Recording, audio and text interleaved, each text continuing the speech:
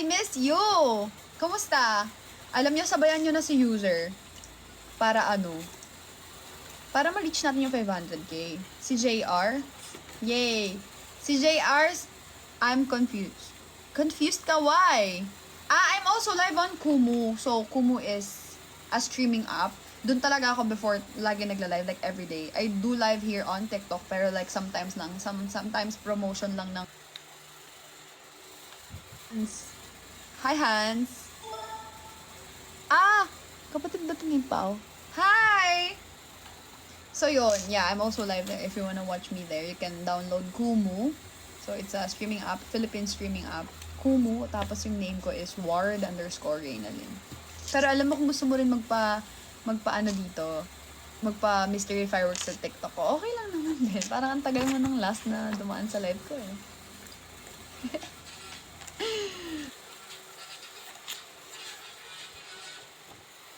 Tapos na nag-drop sa akin ng super lit. Tapos siya rin ulit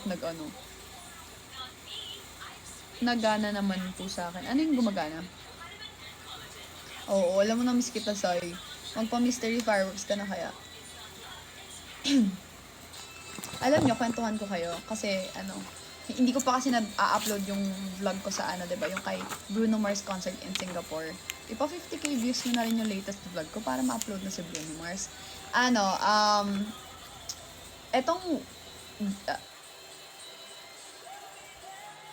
I Was Your Man na kanta ni Bruno Mars. Parang painful siya. Sabi niya painful daw yun para sa kanya. Oo, yun painful daw yun. Tama ba, Sid? Sabi niya, painful. Thank you, user! Wait lang. Ala, JR, magpakilala ka kaya.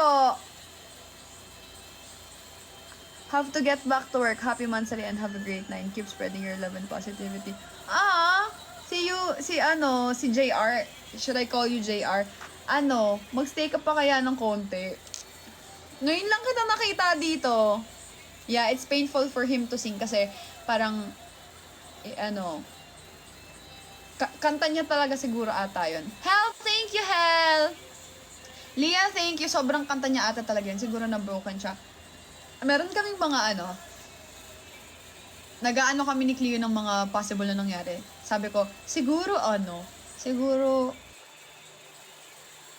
tapos, pinapapili siya ng career or yung babae. Tapos pinili niya muna yung career. Sabi ni Cleo. Sabi ko, hindi. Feeling ko pwedeng ayaw sa kanya ng babae. Ayaw sa kanya ng parents ng babae. Kasi baka nung time na kumagawa ng kanta si Bruno Mars, wala pa siyang kinikita or wala pa siyang pera. Tapos parang hindi naniniwala yung parents ng babae sa kanya.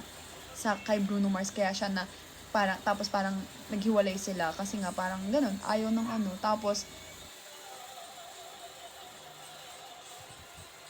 Bruno Mars.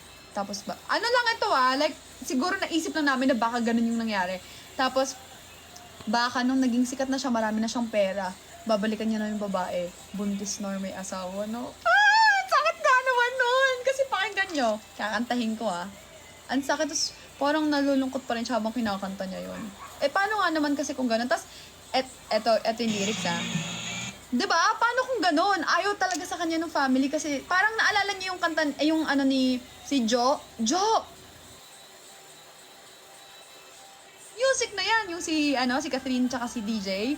Diba yung yung The House of Us, diba? Yung si Primo, yung parang walang pera yung music niya, ganyan. Tapos, basta yung mga ganon. Paano lang kung ganon pala, Hindi naniwala sa kanya yung parents. Tapos, hi, Maymay! Hindi naniwala sa kanya yung parents. Tapos, ayun, naghiwalay sila, tinanggap niya, pero babalikan niya. Pagbalik niya, may asawa at mga anak niya. Sakit naman, nakaya. Wala lang. Lang namin yan ni Cleo, like, isip lang namin na paano kung ganun.